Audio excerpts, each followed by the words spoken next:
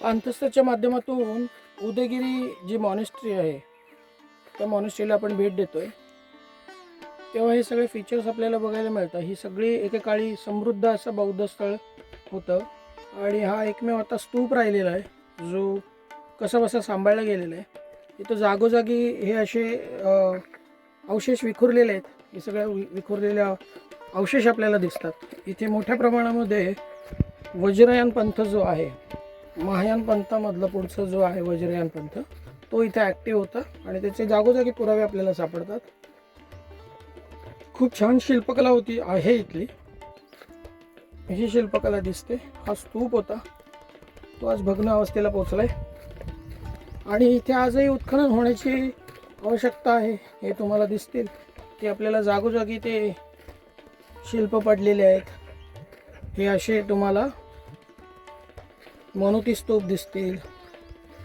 तर इथं उत्कृष्ट प्रकारचं पुन्हा आपल्याला अवलोकितेश्वर दिसेल. छानपैकी अक्षमाळा आहे त्याच्या हातामध्ये. इथे कमंडलू आहे. अशा सगळ्या गोष्टी दिसतील. इथला डोळा आता गेलेला आहे.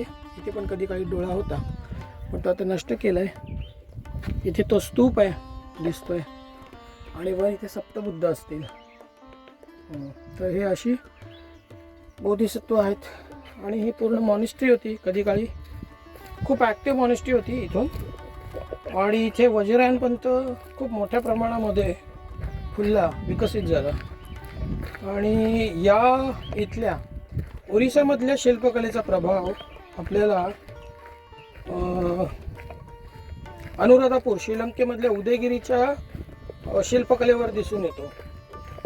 तसेच इथली जी शिल्पकार होते, इथले जे शिल्पकला कोरीव काम करणारे शिल्पकार होते, त्या शिल्पकारांना घेऊन मग आपल्याला जावा आणि सुमात्रामध्ये ते कलाकार गेल्याचे आणि त्या शिल्पकलेचा, ओरिसा इथल्या शिल्पकलेचा प्रभाव जावा आणि सुमात्रा इथल्या प्लस श्रीलंकेमधल्या अनुराधापूर इथल्या उदयगिरी या शिल्पकलेवर पण बघायला मिळतो.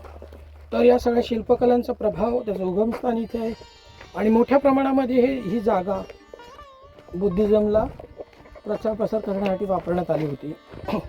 मात्र आज इथे कोणी तुरळक पर्यटक येतात. इथे कोणी येत नाही. ही भूमी कलिंग युद्धासाठी खूप प्रसिद्ध होती. आज मात्र इथे तुरळक लोक येताना दिसतात. पर्यटक असे निवांतपणाच्या शोधात येतात. अशी ही अवस्था आहे इथली आणि असं बऱ्यापैकी केलेलं आहे. आता आम्ही आज 3 दिवस आहोत इकडे या भागात. तर पुढे आपण कधीतरी पुन्हा इकडे अभ्यास दौरा घेऊन येऊ. ज्यांना अभ्यास दौऱ्यावर यायचं असेल तर याच्याबरोबर नंबर असेल किंवा मी आपल्या समूहाची लिंक देईल, त्यातून तुम्हाला माझ्याबरोबर पाणथस्ताच्या बरोबर आपण अभ्यास दौऱ्यावर येऊ शकता. तर कधी काळी हा स्तूप देखील मातीखाली गाडलेला होता.